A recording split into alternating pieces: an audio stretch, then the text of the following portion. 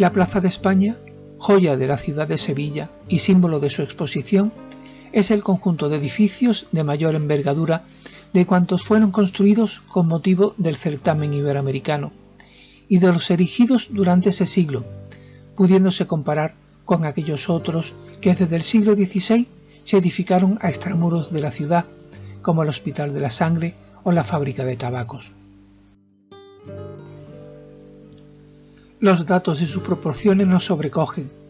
La superficie edificada total supera los 50.000 metros cuadrados. El diámetro de la semielipse es de 280 por 150, con una explanada central de casi 15.000 metros cuadrados. La ría tiene una anchura de 15 metros y una longitud de poco más de medio kilómetro, sobrepasando la altura de las torres los 70 metros, pudiendo haber rebasado fácilmente el coste de esta monumental obra los 17 millones de pesetas de entonces.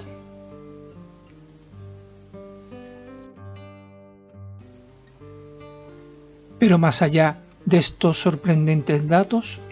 nos debe asombrar su espectacular belleza,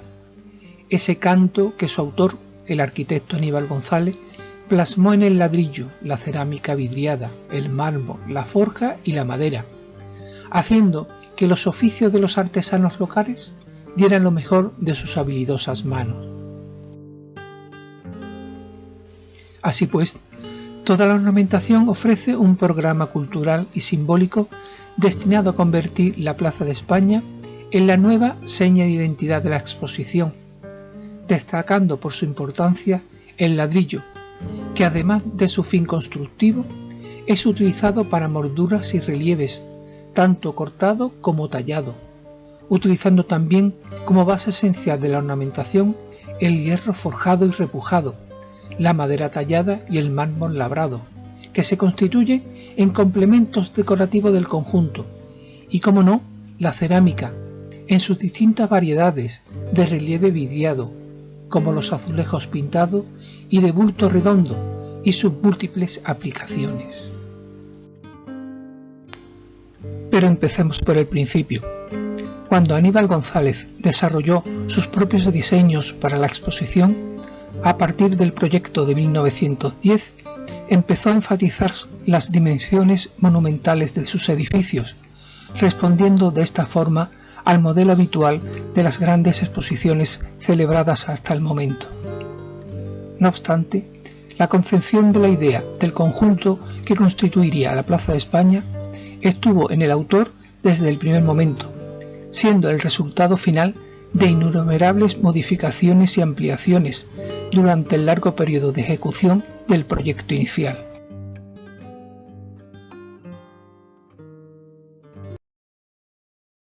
El 25 de mayo de 1912,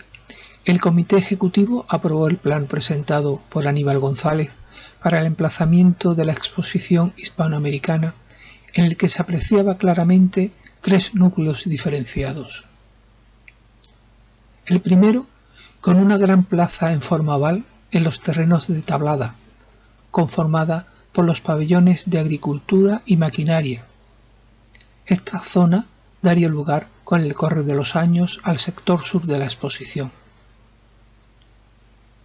Un segundo núcleo, denominado Plaza de Honor, ubicado en la antigua Huerta de Mariana, y que constituido por los pabellones de Arte Antiguo, Bellas Artes y de la Casa Real, quedaba vinculado al Parque de María Luisa como remate del mismo, y que sería denominado más tarde como Plaza de América. Y por último, el núcleo de la gran plaza del Stadium, instalado a continuación de la plaza de acceso, e inscrito entre el Parque de María Luisa y el Prado de San Sebastián, lugar donde poder realizar grandes concentraciones de público y cercano al casco urbano. De estos tres conjuntos, solo llegó a feliz término el correspondiente a la Plaza de América.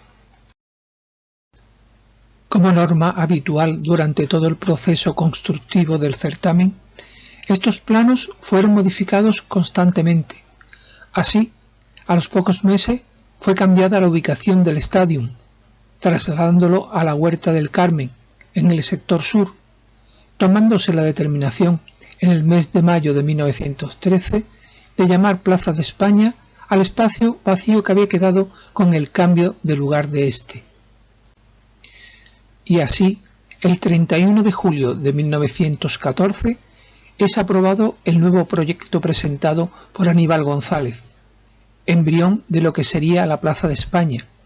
cuyo diseño sufriría multitud de alteraciones hasta su definitiva realización. En esta primera concepción del proyecto, el autor establece sobre una superficie semielíptica 3 pabellones provisionales, el de Industrias Generales a la izquierda, a la derecha el de Agricultura, y entre ambos el Palacio de Actos y Fiestas, en su parte curva, enlazándolos entre sí por medio de 2 pórticos o pérgolas de planta arqueada, con terrazas a distintas alturas para ser utilizadas por los espectadores. También dispuso de un canal o ría que lo circundaba y cortaba en su centro para dar acceso desde el parque, con 8 puentes que lo cruzaban y que servían de acceso desde la explanada central a un paseo elevado de 35 metros de ancho.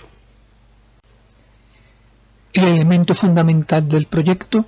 es la gran explanada semicircular de 180 por 100 metros, no olvidando en ningún momento su primitiva idea de un espacio al aire libre para espectáculos próximos al casco urbano y de fácil acceso. Así, el público asistente a las grandes concentraciones estaría alojado en las distintas terrazas, contemplando como telón de fondo el arborado del parque y el río Guadalquivir, abriendo España sus brazos como símbolo hacia el río y las repúblicas americanas. En 1915, este proyecto sufre nuevas modificaciones, pues el comité decidió que uno de los edificios fuera ocupado por la Facultad de Ciencias, lo que originaría que su construcción se realizara de carácter permanente, para más tarde también decidir que el edificio central alojara la Escuela de Artes e Industrias Aplicadas, produciendo este hecho que el proyecto y diseño definitivo de la Plaza de España se realizara en 1918, bajo el nombre de Proyecto de Universidad Obrera y Plaza de España. En la memoria del proyecto que el arquitecto elabora, en su primer punto establece claramente los 2 objetivos primordiales. El primero es la construcción de un edificio central para Escuela de Artes y Oficios, y unas naves laterales destinadas a talleres de aprendizaje. Y en segundo lugar, que gracias a su disposición se podría utilizar como stadium para la celebración de toda clase de espectáculos al aire libre, carreras, revistas, juegos deportivos, cabalgata, etc. De este segundo objetivo se desprende cómo el autor no abandonó la idea de tener un lugar para grandes acontecimientos, siendo precisamente en este marco incomparable donde tuvo lugar la ceremonia de inauguración de la Exposición Iberoamericana. El autor diferencia en el conjunto de los edificios 5 grupos. El primero corresponde a la Escuela de Artes y Oficios, destinada a la enseñanza, con aulas y dependencias complementarias. La sitúa en el edificio central. El segundo a las naves situadas a izquierda y derecha de este,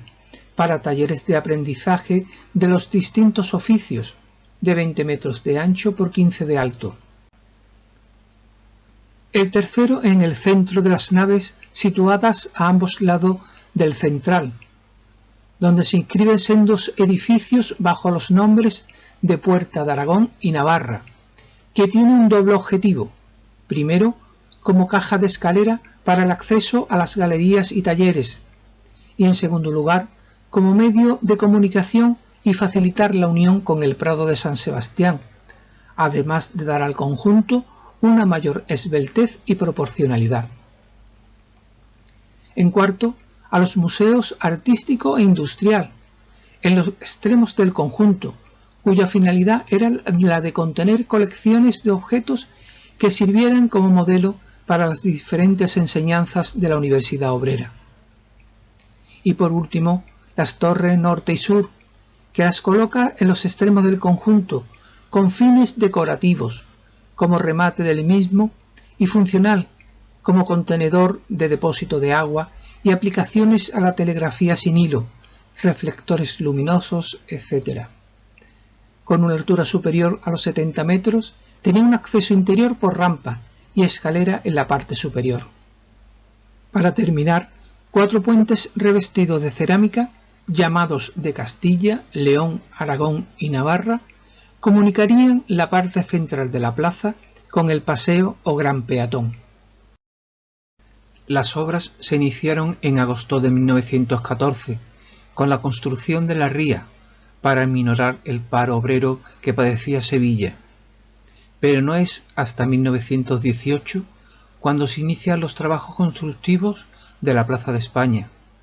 saliendo a concurso para su ejecución distintas obras, siendo adjudicadas a las empresas más destacadas del momento, entre ellas la Empresa General de Construcciones y Vigas y Riesgos, Sociedad Anónima. La realización de los minuciosos trabajos decorativos estuvieron a cargo de las fábricas de cerámica Los Remedios de José Lafite, la de Ramos Rejano,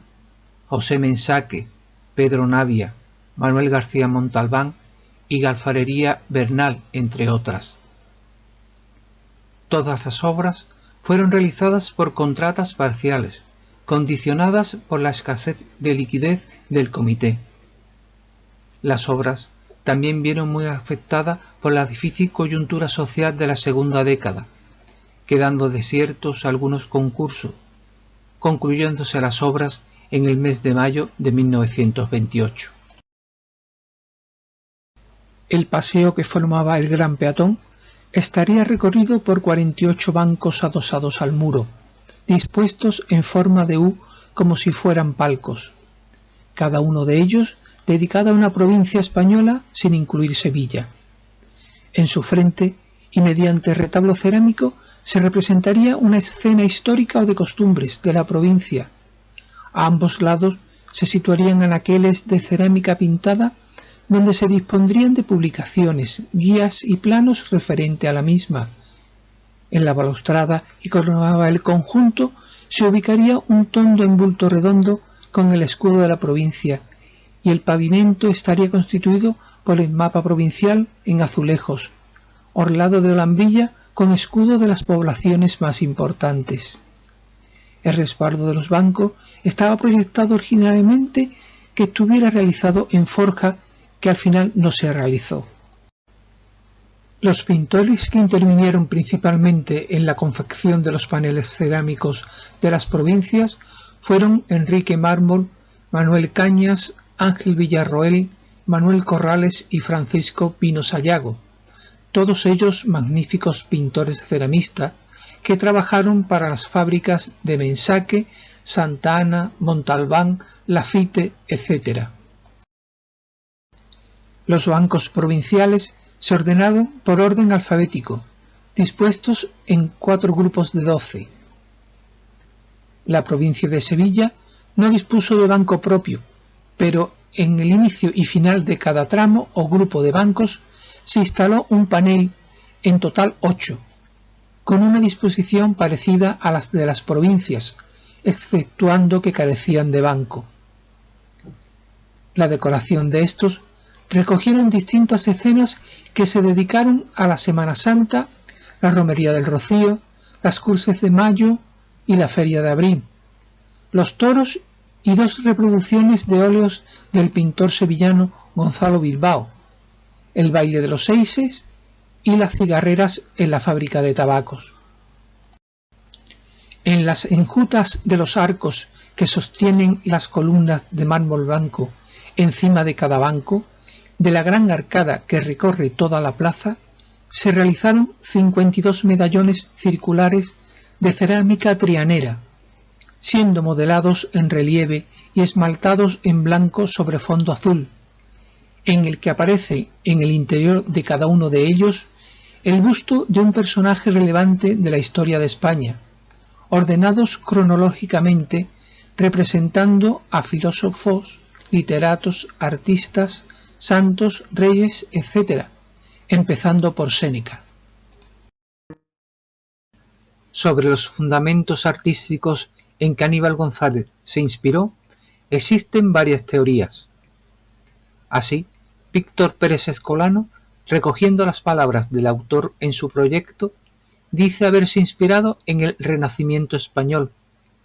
para más tarde, en 1924, en la memoria de las Torres, decir que era el mismo de todo el conjunto, un estilo moderno, inspirado en el barroco español. Lo que demuestra que Aníbal González, en 1924, entiende por estilo moderno el inspirado en el barroco, y no lo considera contradictorio con la inspiración general en el Renacimiento, ya que los principios historicistas nacionalistas estaban en pleno vigor, propiciado desde la cultura oficial, reflejado en la mayoría de la arquitectura española. Sin embargo, Pérez Escolano ve una traición a este historicismo nacionalista al advertir la influencia de Andrea Palladio en el proyecto. Por otro lado, Alberto Villar Movellán, que también reconoce la influencia del vicentino Palladio como autor de villas vénetas de 3 cuerpos con alas curvas y torres en los extremos, no lo ve como una traición al esquema nacionalista del autor, al inscribir una serie de obras netamente andaluzas o españolas inspiradoras de la Plaza de España, como el piso alto del convento de San Clemente y las arcadas de la Plaza de Toros de la Maestranza de Sevilla, la portada del Alcázar de Toledo y la Torre del Reloj de Santiago de Compostela. Las torres se cimentaron en 1923 con un sistema de pilones hincados que luego se unen en la superficie por una gran losa de hormigón armado. La construcción se adjudicó en diciembre del siguiente año a la compañía Vías y Riesgos de Zaragoza. Su composición es aterrazada, a la manera de la Catedral Mezquita de Córdoba, y la forma de su cubo principal nos remite a la Torre del Reloj de Santiago. Asimismo, se aplican temas platerescos como el balcón de la Casa de los Muertos de Salamanca, pero cuidando en todo momento no traspasar el sutil límite que los regionalistas colocan siempre entre la inspiración y la copia. Las torres se levantan desafiante la altura de la Giralda. Estas fueron consideradas como costosas, innecesarias y poco bellas por la Academia de Bellas Artes de Santa Isabel de Hungría, simbolizando la arrogancia de los nuevos tiempos, y sirven para demostrar al profesor Villar Movellán cómo el historicismo regionalista llegó a convertirse en vanguardia dentro del ambiente intelectual hispalense, alzando unas torres que rompían el paisaje urbano dominado por la Giralda. Hasta aquí un breve resumen de cómo este conjunto de edificios, emblema de la exposición, fueron concebidos y cómo el largo proceso en el desarrollo del mismo dio lugar a lo que hoy conocemos como Plaza de España, así como los estilos en que se inspiró su autor. En el próximo capítulo se tratará del trabajo de los artistas cerámicos y su extensa ornamentación, haciendo un recorrido por el interior del edificio central, las modificaciones que sufrió el primitivo proyecto y su utilización actual.